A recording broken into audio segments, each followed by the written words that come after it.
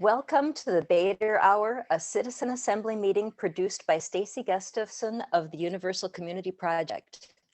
Dan Bader connects the dots between corrupt state government, pharmaceuticals, elites, climate change, vaccinations, depopulation, and more. What you need to know to be mentally healthy in a challenging world. Hello and welcome. I'm Staci Gustafson of the Universal Community Project, a 360-degree platform for holistic community problem solving. I am happy to bring you the wisdom of Dan Bader, a licensed clinical professional counselor and licensed marriage and family therapist. He's been trained to independently diagnose and treat mental health and substance abuse problems and has 23 years of experience working in community settings. He retired from the Chicago Department of Public Health in 2016. All right, let's move into Dan's presentation. And if there's time at the end, we can open the floor for some questions. So Dan, what topic will you be presenting tonight? Well, thank you, Staci. So this evening, I'm going to discuss the importance of being able to set interpersonal boundaries and what I call intrapersonal boundaries. It's the second building block of mental health. And I'm going to try to show that in order to really set those boundaries effectively, you have to be able to manage the emotion of anger and the emotion we call anxiety.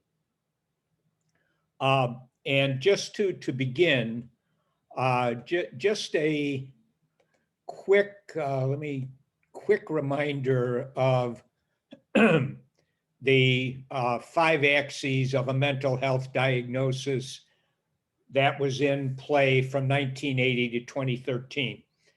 And when we look at the 5 axes, we have to understand that axis 3, which covers all medical diagnoses conditions, should be addressed right in the beginning by anybody who's trying to take care of their mental health. And that means that there are no micronutrient deficiencies, no diet which is very heavy on inflammatory foods, no hormonal problems, and no blood sugar regulation or dysregulation issues. As long as that's in place, then we can proceed to the 3 building blocks of mental health. And in order to do this today, I'm going to go ahead and begin discussing anger. So we have up there the anger diagram. And we see at the top the 5 stimuli, natural stimuli that cause a person to become angry. We have frustration. You get frustrated, you're trying to do something, you're having trouble, or you're running late, or there's all sorts of things that cause us to become frustrated. Frustration is a stimulus or a trigger for anger. We then have physical discomfort. You're walking around with significant, maybe you have a headache, maybe you're sleep deprived. That's your physical discomfort. So that is going to cause you to feel some anger. Usually, if it's something like a headache or you're sleep deprived, it's not going to be a rage. You may just feel very irritable, more than you ordinarily would. And of course, when you're in that kind of irritable state, it's easy enough to have something else trigger a temper tantrum of some sort. We then come to disrespect. Now, this is really important. And I think it's, it's very relevant in terms, and I'll try to talk about it a little later, what's going on in the United States today and other places where we have the issue of identities and disrespect being directed towards the identities of people. We also have unfairness. And basically, we have a hardwired understanding of fairness. The most simple level is if there's three of us and I have 3 pieces of food, I give one to each of the other 2 people, and we're all okay with that. We may still have a desire or a fantasy how nice it would be to have all 3 pieces of the food. However, we're going to be pretty much okay because it's fair. And it has survival value. If we can't share food and resources among whatever the group is, the group isn't going to be able to survive very well. So we have unfairness, and then finally we have loss. And of course, we can have, mixtures. You can be, something is unfair, it results in a loss. You feel disrespected because you were treated unfairly, etc. But these are the 5 stimuli that will set off anger. Now, anger, again, anger is a high energy emotion a lot of the time. All emotions are taking our physiological energy that we get through, metabolism, etc. And it's channeling it in certain ways. When it's anger, it's a very, very potent, dangerous kind of an emotion. And so when we feel anger, what it's urging us to do is down at the bottom of the diagram. It's the action. And the action, I'm saying, it urges a disrespectful attack. Anger doesn't make us want to be nice to somebody. Anger doesn't allow us to have empathy for someone. It wants us to attack, and it gets our body in a state where we're ready to fight, essentially, if we have to. In other words, we get pumped with adrenaline, for example. It makes it less likely we're going to feel pain as we normally would. And this is anger. Now, we also get 2 automatic thoughts that accompany the urge to be disrespectful to somebody. And the 2 thoughts are, the general categories are, one is there's no fear of consequences. When someone is angry, a lot of the time, well, not all the time, but a good deal of the time, they're going to have thoughts along the lines of, I don't care if you call the police, I don't care who you tell, I don't care what you do, I'm going to teach you a lesson. You think you can get away with that with me? No, you can't. And it takes away the fear of consequences. It actually overrides the emotions of anxiety, fear, and shame, guilt. Now shame and anxiety are the 2 emotional states we get into where we can think about consequences. And anger kind of can override those most of the time. And then the other thought is whoever or whatever it is we're angry at, because they've been disrespectful, unfair, they frustrated us, etc. We see them as being all bad. They're an enemy. That's an important component of the thought process, because if we're going to treat them with great disrespect, including physical violence, we need to see them as being deserving of it. They're really bad. They deserve exactly what we're going to do to them. Now, so there's anger. And it's very important that it be understood what the emotion is, how it locks up the mind with the automatic thoughts, and it's urging us to do something. Now, the way to go about managing anger, the first thing that has to be done is there has to be a decision. Each person can do it differently than what I've done, but there has to be a differentiation between what we're going to call a disrespectful expression of anger and a respectful expression of anger. That has to be decided by each individual.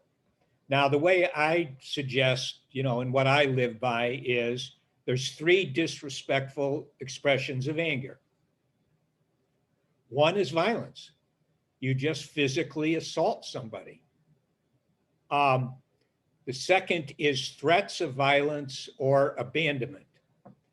So you threaten violence. Now, that's a lot of the disrespectful expression of anger consists of threats. Threats of violence. That can just be a very direct threat. If you don't shut up, I'll put your lights out.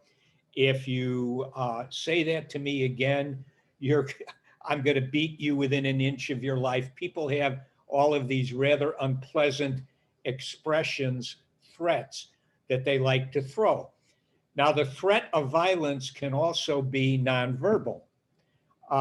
Somebody can, pick up their hand or their arm, slam it down on a table. Maybe they just say, stop it, but they slam their arm down.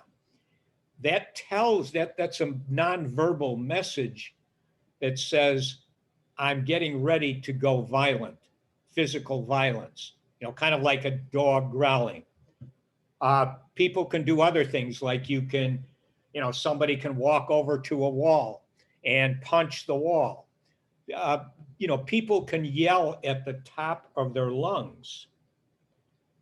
Again, all of these are indicators to the other person that I'm really upset and I could go off on you violently. Now, a threat of abandonment is another very disrespectful expression of anger, at least the way I'm dividing it. That means you're angry at somebody, and it's usually going to be somebody where there's interconnections, dependencies of one kind or another. Could be, financial, could be emotional, both, this kind of thing. And you're angry at the person and you threaten them, pack your stuff up and get out of here. I never want to see you again, knowing full well that that's going to hurt the person emotionally. And so again, that doesn't mean that, people have to separate and these things happen, but it would be good when you're angry not to threaten abandonment, not to threaten violence. And then finally, we have the third disrespectful expression of anger, which is attacking a person's identity. What identity? That means your gender, male, female, how many insults are, attacks on gender. That, people, some people, it's just natural. They just use it even in their almost normal discourse. Disrespectful words referring to gender. We then have the racial issue. A person's race, just like their gender, is not, and the thing here with an identity, it means something which cannot be easily, if at all, changed. It's something which is relatively fixed. So we have the issue of a person's racial identity. That should be left alone. And I would say that, whether it's, black, brown, yellow, red, white, leave racial identity alone. That's just a part of a person that they're not going to be able to change very easily. People can pretend in a way, but it's difficult. We don't want to attack somebody's appearance. Again, there's a certain part of our appearance that's, people can do things to change their appearance, but it's just something, stay away from it if you're angry. Don't attack someone's appearance, which happens all the time. Don't, and like with race, don't attack someone's ethnicity, religion, etc. Don't attack their intelligence. Again, I would argue, and a lot of levels, intelligence, so-called intelligence, can be improved in a number of pretty concrete ways, but nonetheless, leave it alone. Don't call the person stupid. You're dumb. Uh, you're an airhead. I mean, everybody knows many insults that get hurled about. And so you have to decide, when I get angry, if I don't want to go instinctive means I'll be violent, I'm going to make threats, or I'm going to attack somebody's identity. If I don't want to be instinctive, when I'm angry at somebody, then I have to stay away from that. And I have to be able to address them in a respectful way. A respectful expression of anger addresses the frustration, disrespect, or unfairness that has triggered the anger. Interpersonally is what I'm referring to mostly, although it can also be on an institutional level, et cetera. So how do we do that? How do we learn to be respectful when we're angry at somebody as opposed to disrespectful?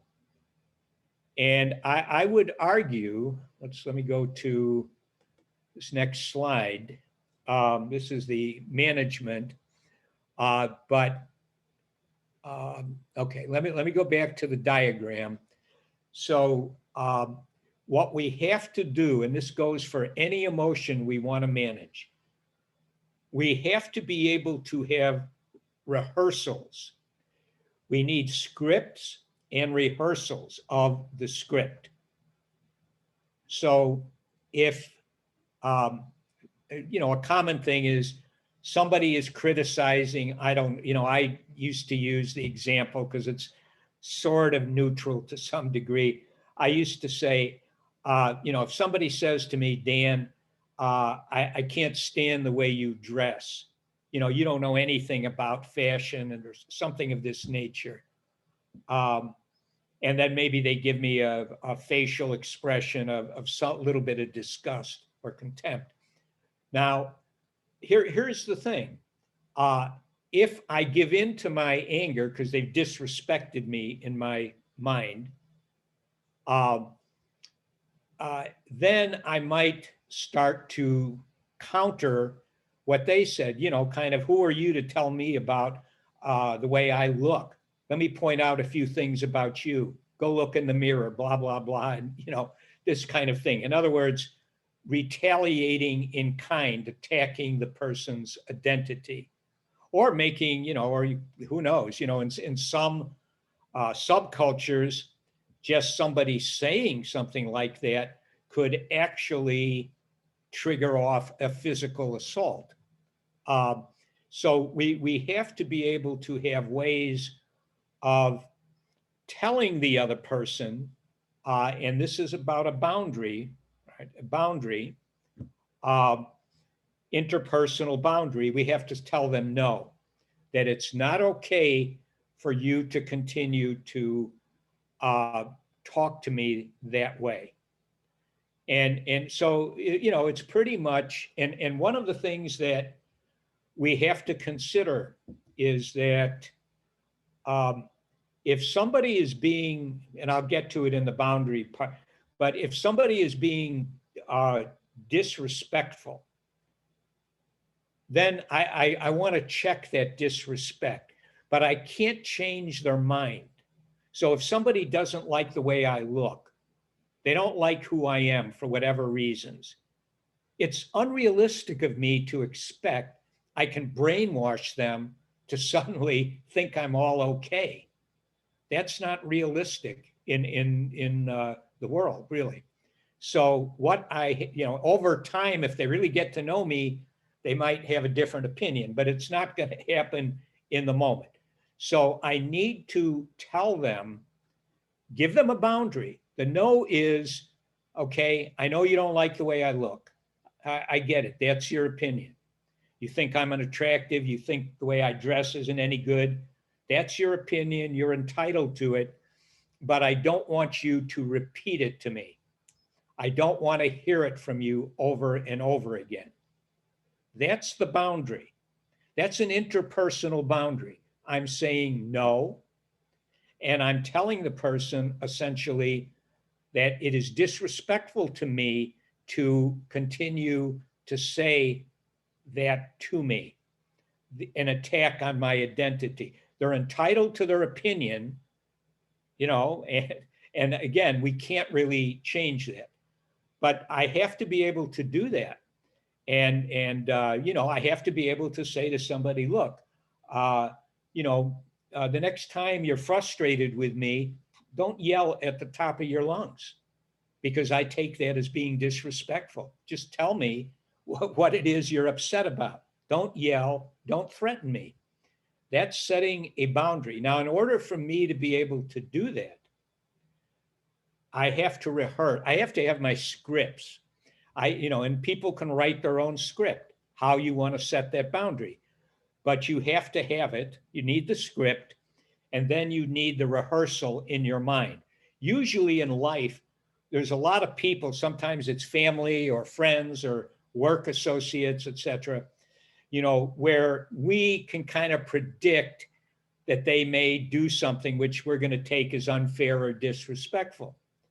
And if we want to set a boundary with them, we need to be prepared to do it, not to reflexively, just explode. And obviously, if you're talking about surviving in a work setting or a school setting and a lot of other settings, you can't be explosive. You just can't have that short fuse temper. So you do have to write your script, what do you want to say when somebody is disrespecting you or treating you unfairly or frustrating you, and then you rehearse it. It's almost like a performance that you're going to have to essentially enact, and you want to be in control of it. So that's anger. And in order to set boundaries that will be workable, that will not result in other people constantly looking to get back at you, if they may be able to do it right away, and you to have all sorts of consequences, you have to manage your anger. That's what I'm talking about right here, how to do it. You divide up what's going to be disrespectful, what's going to be respectful, and then write your scripts for respectful expressions of anger, and then rehearse it. Just like somebody was preparing for a play, or somebody was, an athlete, is doing a certain kind of mental activity. If I make an error in the game, this is how I'm going to fundamentally respond to it. And people can also rehearse things they want to do in a positive way also. So this is anger. Anger is an emotion that causes unbelievable damage. And again, and I would just say one thing so I don't forget. So in our country today, where the issue of, whether it's identity politics, it's just, the whole issue of identities. People better be careful, because what's happening is, for example, the racial identity problems, where it's taking a certain form right now, where it seems to be okay in some sectors to attack white racial identity, rationalized, of course, by the fact that, white people, were colonial powers, they had slaves, et cetera, Jim Crow in this country. There's all sorts of reasons that you can rationalize and justify, let's say, attacking the racial identity. But I would say psychologically, human nature wise, it's a huge mistake.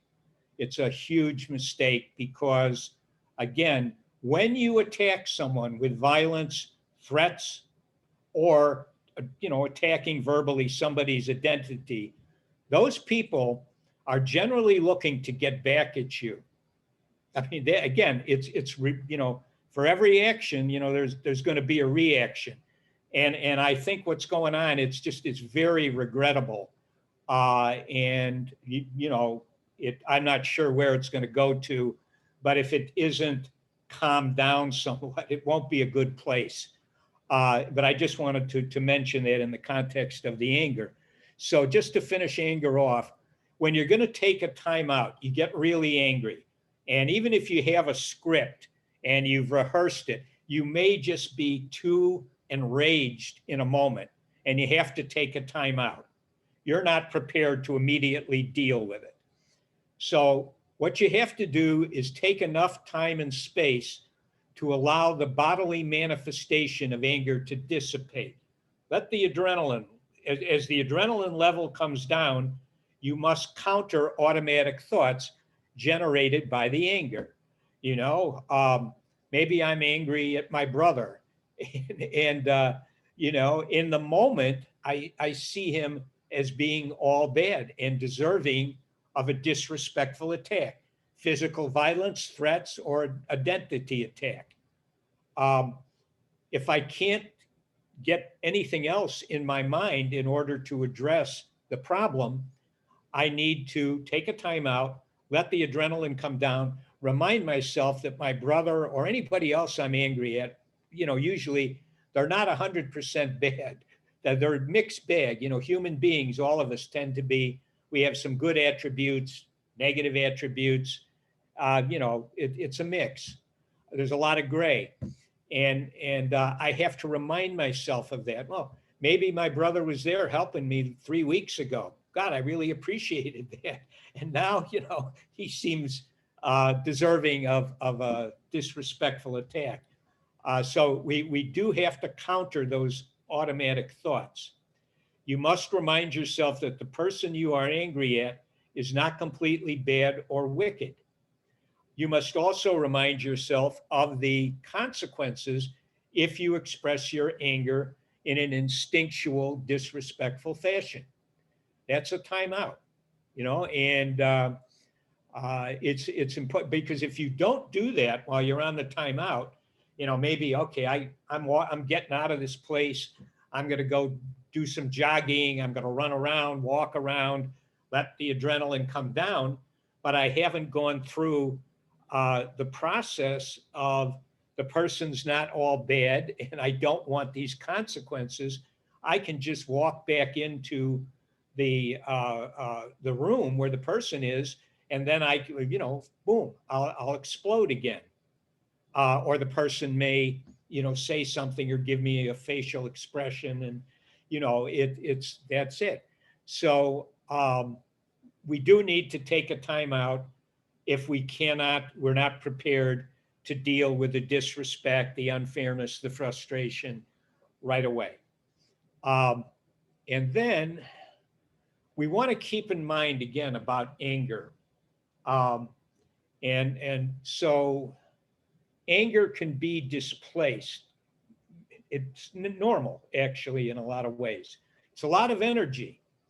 So anger can be directed at the perpetrator, whoever it was that disrespected me, an innocent person, or I can direct the anger at myself. It's an energy. I've gotten angry for one reason or another. Now, if I'm unable, if I can't do it with the perpetrator, maybe it's a boss at work, and I just don't feel. I feel that I really can't get angry with this person, go off on them, because I might lose my job. I still have, sometimes the anger will override that, and I won't care about losing the job in the moment. But if I don't express and set a boundary with my boss, maybe my boss insulted me, and I'm not able, though, to say to my boss, you know what, the next time you're upset with me or I frustrate you, I'd really appreciate it if you wouldn't yell at the top of your lungs, because it really feels disrespectful to me. There's a script. That might work okay, something like that with the boss. But I can't, suddenly pick up, something off the table, throw it at the wall, and so if we can't address the anger to the perpetrator for whatever reason, we want to be careful that we don't let it out on an innocent person. And that happens very, very frequently because you're still feeling angry. You didn't express it, you didn't set your boundary. If you set the boundary, you're generally going to feel pretty okay, but you didn't do it. And so now you have this anger that you're carrying around in you. And you can let it out on an innocent person. You can snap at whoever for whatever reason.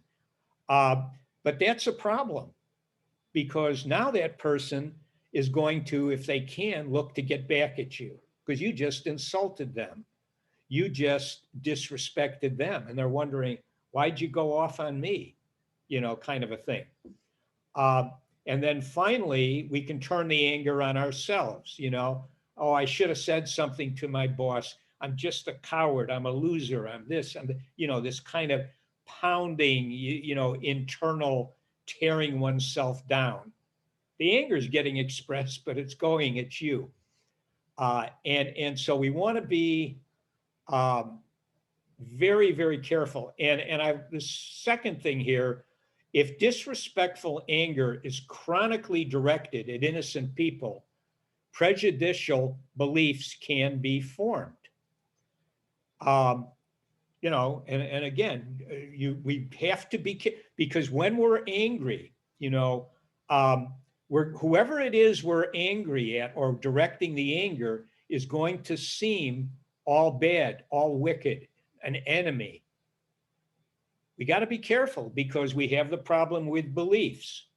It's another important mental health concept and also in any area in life. We don't want, if we keep having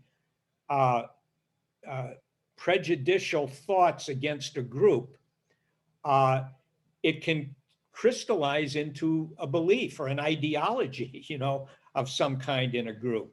We've got to be careful with anger.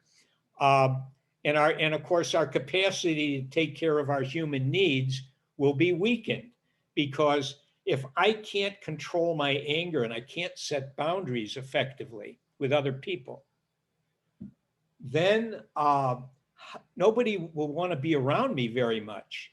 We really don't need Dan in this group anymore. He's got a short fuse. He goes off. He makes everybody uncomfortable. I got to walk on eggshells around. We don't need. So it's hard to have your emotional support system intact, your community involvement going on, if you have anger problems. And a lot of times, when I was working with people and I'd be encouraging them, you really got to get a community involvement. Otherwise you're going to suffer this chronic emotional pain, and you don't want to have that. So you've got to go find some community group you can be a part of and contribute to. But the problem is the person doesn't know how to set boundaries. And they've already probably been traumatized a number of times by people in the past. And they're afraid of joining a group or exposing themselves to the group. And so they have to learn to set boundaries, and be able to do it. Finally, and again, as I said, you'll suffer. If you don't take care of your needs, you're going to have chronic emotional pain, which is a real problem. Now, if anger is chronically directed at oneself, self-esteem obviously is going to suffer. Inferiority beliefs can be formed. I'm a loser. I'm stupid. And so we have to be careful. And of course, anxiety problems are going to develop. Why? Because if I know that I expose myself to a situation and I don't perform the way I would like to, I'm going to turn on myself. I'm going to tear myself down. Then I'm going to develop anxiety about exposing myself to other people. So, being able to set boundaries, manage anger, very, very important. And so let's take a look at let's look at anxiety, because again, in order to set effective interpersonal boundaries, we have to not be afraid of how somebody's going to react to us when we set a boundary. Now, clearly, if the only way I can set a boundary with a person is threaten to physically assault them, um, or start throwing things around the room, well, that's not going to get me very good results, and I can then become afraid of setting a boundary. Telling someone no.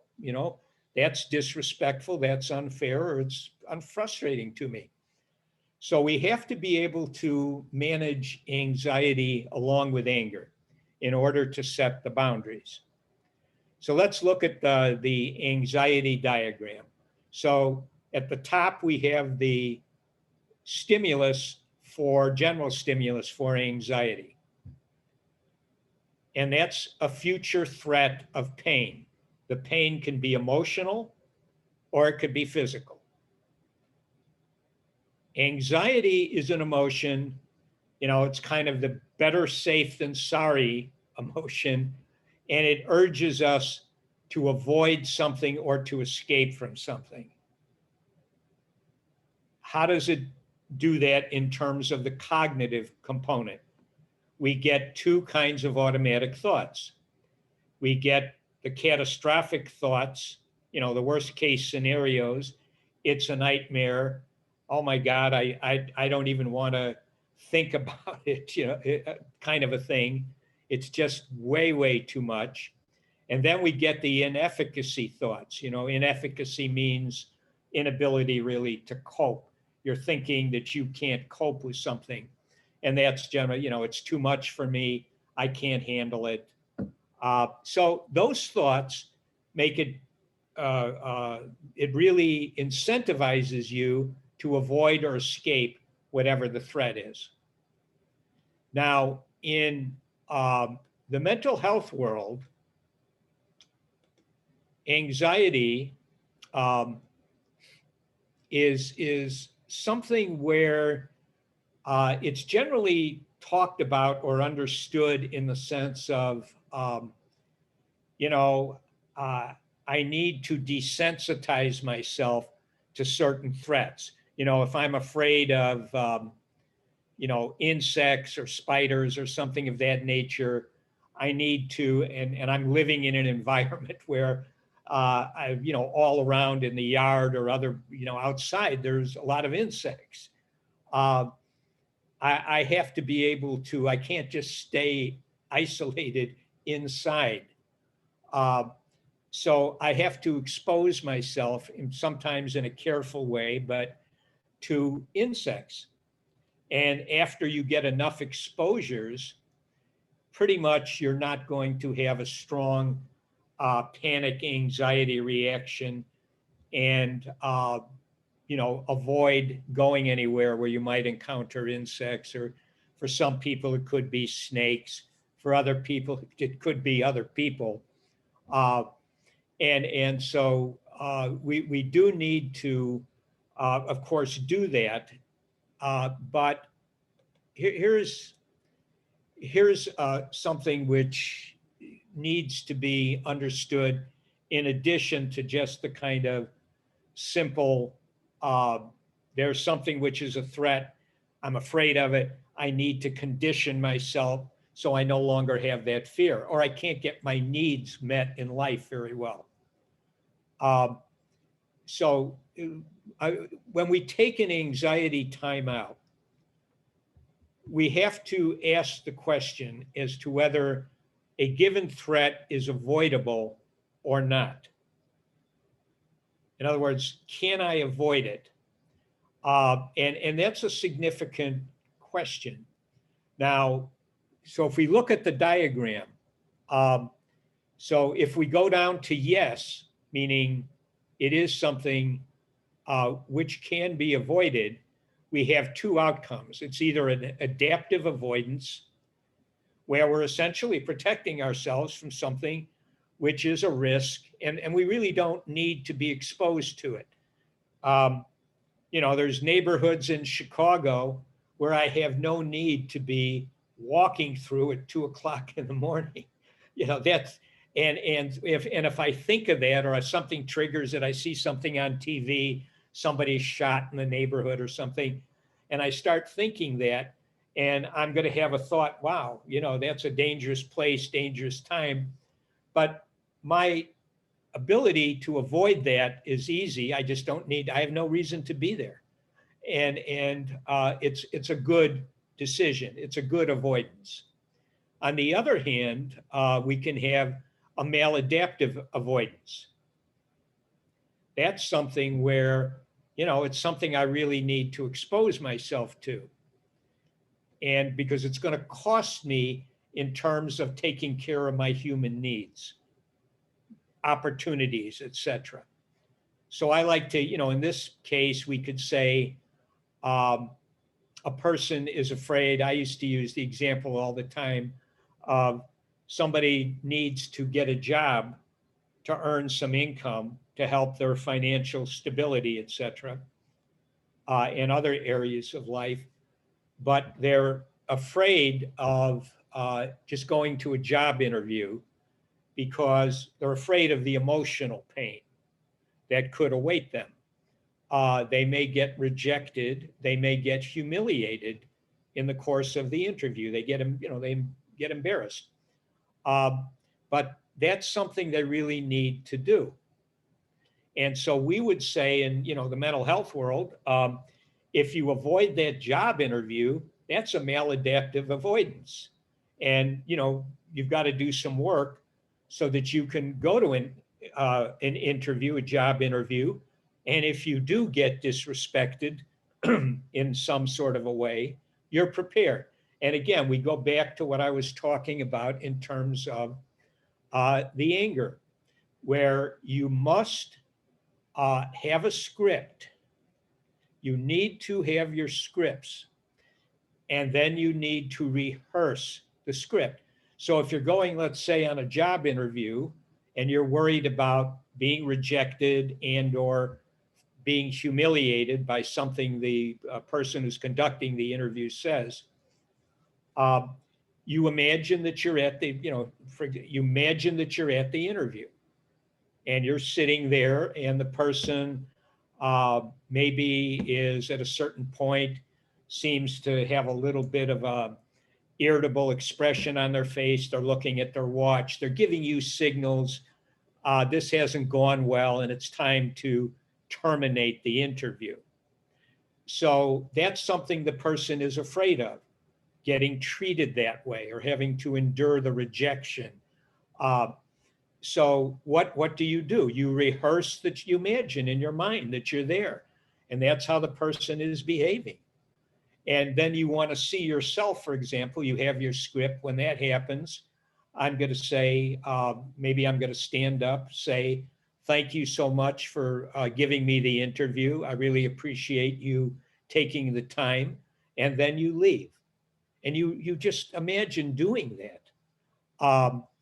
And if you do the rehearsal, you write the script for these kinds of situations, it makes it much more likely you'll be able to pull it off.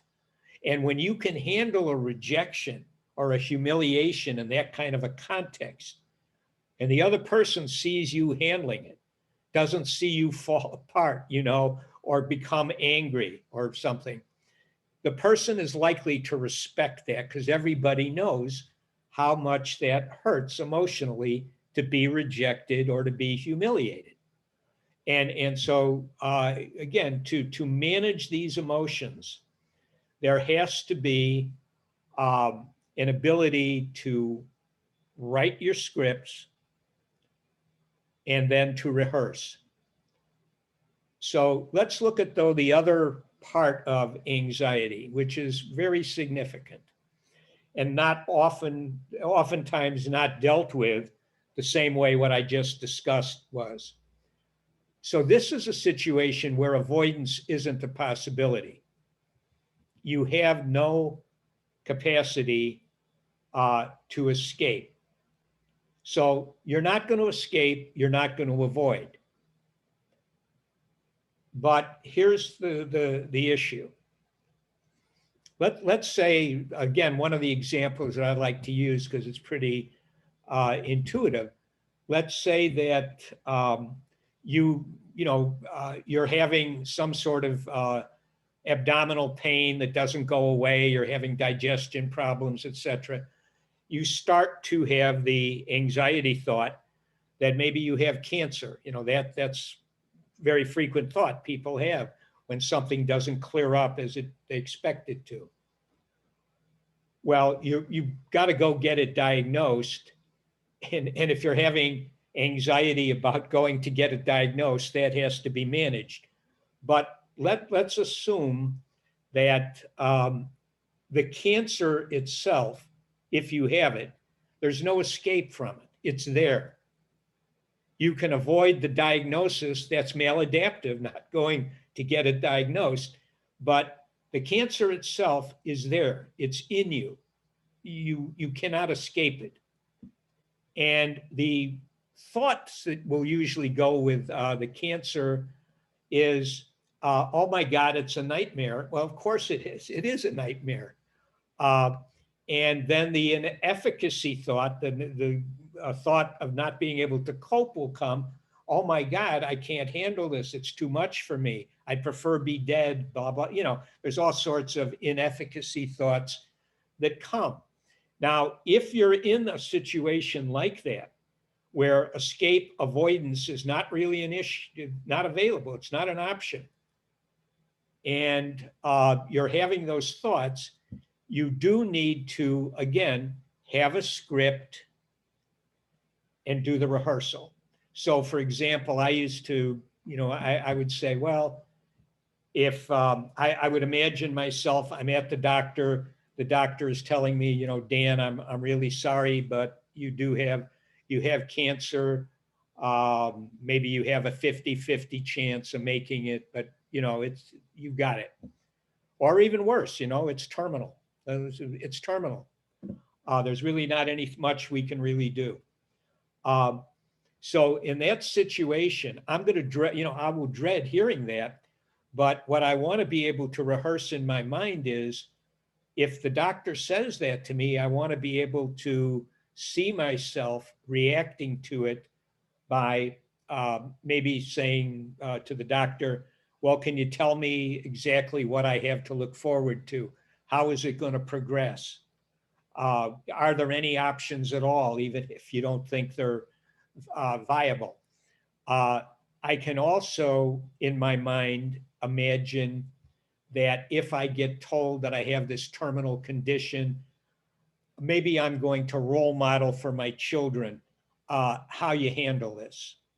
I'm going to try to show them, this is what you do.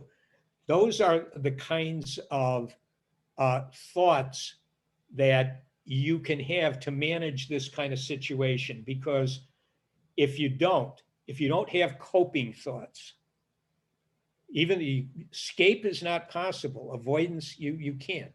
So if you don't run coping thoughts through your mind, you will start to break down. So many breakdowns, mental health breakdowns, occur because someone finds themselves in a situation, whether they've assessed it correctly or not, where they feel there's no escape, there's no avoidance, and it's too much for them. It's a horrible thing and it's too much. They will start to break down, and it'll eventually go to a full-blown breakdown in most people. That usually results in a psychiatric hospitalization, an incarceration because you break the law while you're breaking down, ruining relationships, committing suicide. No, I can't go through this. Let me go up on top of the building, jump off.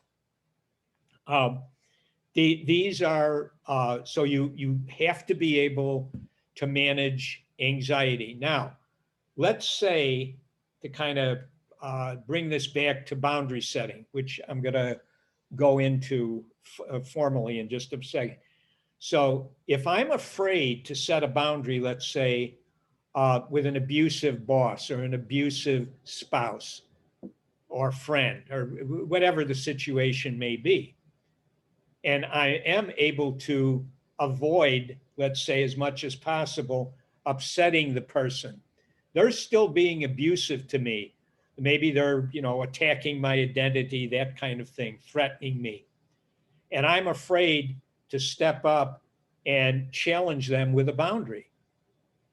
And I can't escape from that, because I live with the person and I think I can't go out on my own, or I'm in a work situation and I just can't lose this job. You're going to start to fall apart and break down. Usually what people do when they are in that kind of a situation, to avoid the full-blown breakdown from not managing the anxiety, what they will do is they will take drugs, use alcohol, all the things that you can do to partially anesthetize the emotional pain. And we see many, many lifestyles that evolve over this kind of a problem. In a way, it's better, I suppose, to drink every day than have a full-blown breakdown with all of the consequences. But at the same time, that's not going to result in anything good, just common sense. So, okay, so I've gone over anger and anxiety, sort of trying to connect it with the issue of setting boundaries. So let me go down to the actual setting of boundaries. And just in terms of, okay, yeah, because of the time. So I'm going to go down to,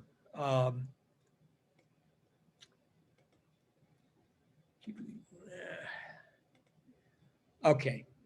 So this is the second building block. The first building block, emotion management. It's really key, the emotion management. And any kind of therapy that anybody gets, almost certainly, not all the time, but most of the time, is going to deal with managing the emotions, whatever kind of language that they use to talk about it. Now, boundary setting, we have two boundaries here. The interpersonal boundary, which is saying no to another person. It's that simple. And the intrapersonal boundary, saying no to yourself. And as I say here, very firm. You've got the angry energy, but you know how to control it, and you have your scripts in mind. Very firm, respectful anger is the best emotional energy to successfully establish boundaries. You're going to be a serious person. They're going to understand that this is important to you. You're not joking around, kind of a thing. Interpersonal boundaries are needed if we're being frustrated, disrespected, or treated unfairly. Intrapersonal boundaries are needed if we are being self-critical in a disrespectful manner, or our behaviors are violating someone else's boundaries. And that, so when I would be working with somebody who had huge problems with boundary setting, it was very common, of course. And I would also say to the person, look, somebody may give you a boundary or want to give you a boundary, but they may, and they may be hesitant because they may be afraid to do so, or they can't control their own anger. They only know how to set boundaries with violence, threats, or identity attacks. So you want to be sensitive to the other person. And maybe they're, so sometimes, somebody might like somebody at work and they start calling them up. They get the phone number and asking them if they want to do this or they want to do that. The other person may not, for a number of reasons, care to join in that activity. So the person has to realize, if you, let's say you invite somebody to do something and they just say, no, I can't do it. I'm booked, or I've got something else to do. And then you try a second time and they give you another turn down. You need to realize at that point that for all sorts of reasons, they're giving you a no. It's a boundary. And it's important that you respect it the same way you want yours to be respected. And we want to be able to also, of course, um, uh, be able to restrain ourselves if we feel that something we're going to say is really going to hurt somebody's feelings. We have to be extremely careful, and bringing it into the the way our culture is right now with the cancel culture and the walking on eggshell kind of culture that we have in place. And even though the idea that let's be respectful to people, let's not attack their identity, it's very hurtful. Let's be, let's try to respect other people, their boundaries, etc. But we do need to realize that uh, sometimes there has to be a boundary set. And if we're feeling too afraid to do it because of retaliation or something, we're going to have problems. We're going to have our own emotional problems as a consequence of that. So again, rehearsal is absolutely needed. Interpersonal boundaries. So again, it's important to be able to set an interpersonal boundary when we feel we've been disrespected or treated unfairly. If we are unable to do so, it is highly probable that we will suffer from a mental health condition. We've got to be able to say no to disrespect, unfairness, and frustration, chronic situations. Interpersonal boundaries must be realistic and delivered in a respectful fashion. So I give a couple of, example one, it is very unrealistic to place a boundary on respectful criticism from another person. If the person is respectful in their criticism, they're giving me a boundary, that's fine. And again, I cannot expect, and this is example two, it is unrealistic to expect everyone to love or like us. A lot of people just aren't going to like us for all sorts of reasons, whether it's fair or unfair. And we cannot have a boundary which says you have to like me or love me, or I'm being greatly disrespected by you. It's a recipe for a lot of problems. So attempts to maintain unrealistic interpersonal boundaries or using violence, threats, or identity attacks to set boundaries will waste emotional energy and create unnecessary problems. Every time you blow up at somebody, who knows what damage is going to result from that. Very, very, very important. Intrapersonal boundaries. So some intrapersonal boundaries are the effective implementation of an emotion timeout. That means even though you may have your scripts, Staci, were you wanting to ask a question? Sorry, no. Okay. So even though you may have some good scripts to say no to people, to set the boundary, if you are unable to do so in the moment, you're just seeing red or it's just too much, then you have to take an emotion timeout. And that goes for all the emotions. We also have to take care of our health. We have to have boundaries.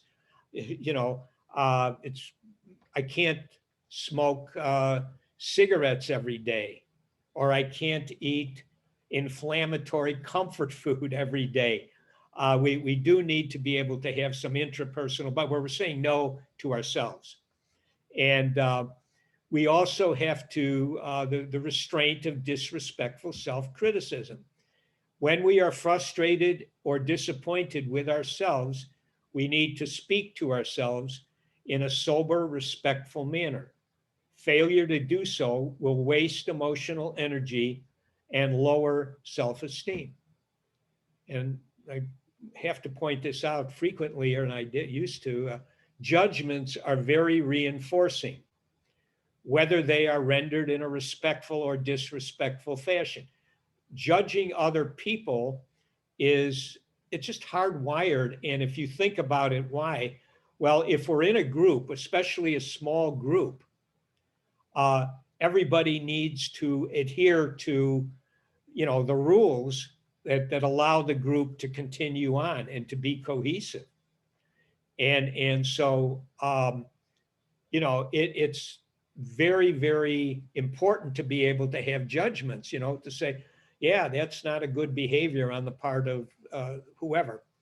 Uh, but at the same time, the judgment can be respectful or disrespectful, and we want to be careful with it, especially people frequently like to render judgments with very disrespectful language. Uh, and then finally, interpersonal boundaries to restrain emotional urges require the ability to exercise an emotional timeout. So when we're talking about, mental health, um, managing emotions is really important. And that includes not only anger and anxiety, but sadness, shame, and interest, excitement. So essentially, you have to learn how to manage 5 emotions. And again, if somebody wants to break it down into 8 or 16, it's not going to be very helpful, I don't believe, but you can do it. But you have to manage all of your emotions. You have to know how to set boundaries, say no to others in a respectful way, and to say no to yourself in a respectful way. Um, And then finally, if you can manage your emotions, you can set boundaries, you should be able to take care of your needs in a much more effective way. Should be not such a problem maintaining or getting emotional support. Not such a problem having community involvement. Not such a problem with your own individual development, improving yourself as a person. Uh, and obviously, financial material stability in this world to some degree requires management of emotional energies. So this is how, uh, if you are able to use the 3 building blocks and you can kind of personalize it to your own language and your own situations, and you respect the fact that you have to factor out all medical problems, micronutrient deficiencies, inflammatory, macronutrient, diets, um, and any kind of blood sugar, hormonal problems that you may have. In other words, you take care of all of that. You learn the 3 building blocks material. It's very, very difficult for somebody to have what are usually, these chronic, unnecessary, so-called mental health disorders or problems. And well, that's it. So any questions or any thoughts?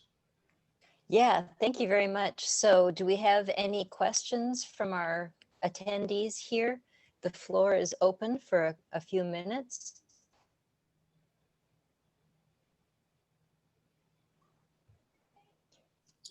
I'd like to ask a question. Go ahead, Daniel. Is there a way to balance stress now with stress later and make that calculation in the way that's the least damaging over the long term? Well, so stress now is something that, you know, we're going to wrestle with day to day and maybe for an extended period of time.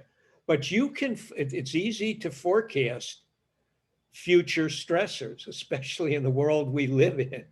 But again, it's really important to be able to say somebody like right, you know, just aging. You know, we all get older. We all know we're eventually or highly likely where it's going to go to.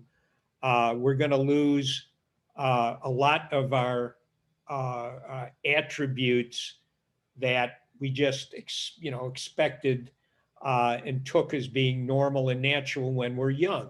You can anticipate at some point there's going to be a number of losses, and you can anticipate it. You can prepare mentally to cope with it. And you can also, like if you look at what's going on today, and I mean, with the COVID-19 situation where clearly our society as a whole in the beginning, when COVID-19 first hit, the anxiety level was, through the roof. Everybody was, very, very anxious about getting hit with COVID-19, being infected, and then being disabled or dying. Now, once that threat was there, whether how threatening it really was, people can argue about, but once it was there and it's being blared over, the media day after day, and everything is going on with it. So what a person could do is, okay, and I think what most people tried to do was, I'm going to do everything I can to not let myself get sick. But of course, if I do get sick, then what am I going to do, or how am I going to handle it? And that requires, again, kind of mental rehearsal, where, again, just like the example I gave with the cancer, if you get COVID and you're symptomatic, it's really gotten a pretty good grip on you, then what is it you're going to do? And I there's a real important distinction here, because as I've mentioned previously, for those who've heard me, I knew, or I was pretty, I knew it was a very high probability that COVID-19 was a bioweapon. And that was very distressing to me, because, wow, what is that going to mean, if you go ahead and get it? And then at a certain point, now, there was nothing I could do other than exercise caution, like most people were trying to do. But once I learned that the hydroxychloroquine cocktail or ivermectin would stop the virus very quickly, then, I had in my mind, okay, if I get it, that's what I'm going to do. Now, unfortunately, most of our population didn't understand that ivermectin and hydroxychloroquine cocktail were ways of combating the COVID-19 virus, they were under the impression there was nothing you could do other than, take whatever precautionary safety measures, lockdown stuff, and then wait for the vaccine. And so our entire population, to some degree, was put in a very, very unfortunate, and I would say unnecessary situation, because if they had known that, okay, if I really get symptomatic, and again, the profile of a person who really got damaged or died was they were over 70 or 75, and they had 2.5 medical conditions. So, but if somebody did get sick, they could have known, okay, I'm just going to go to my doctor and I'm going to have my doctor prescribe me the antiviral medication. And that's that. But they weren't allowed that. That was something, it's almost like it didn't exist. And so everybody was forced into a very, very long-term high anxiety situation of when will they come with the vaccine? When will that vaccine be here? And that was hailed as, that's going to save everything. And so in that kind of a situation, what you would have to do if you really wanted to be adaptive was you had to tell yourself, well, if I get, I'm going to do everything I can to prevent myself from getting the virus. But if I do get it and I'm not able to recover, then, I want to be able to imagine how I'm going to handle that. And because I don't want to have a breakdown, and I don't think it's going to do me a lot of good to keep myself, drunk or drugged every single day as this goes on.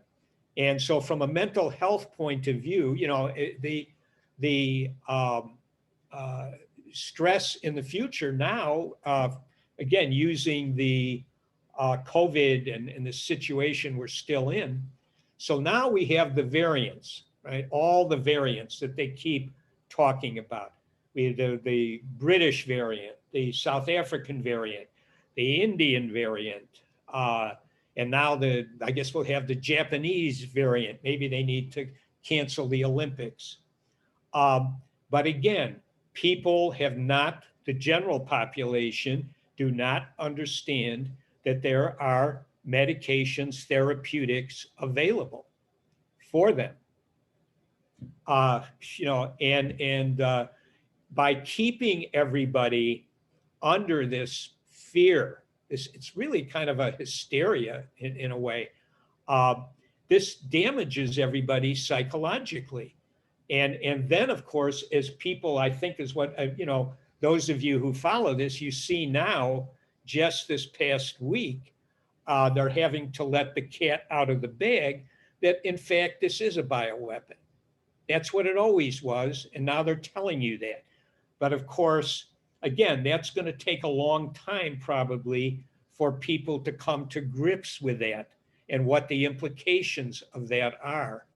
And then also with the vaccines. But again, it's these are realities that are out there.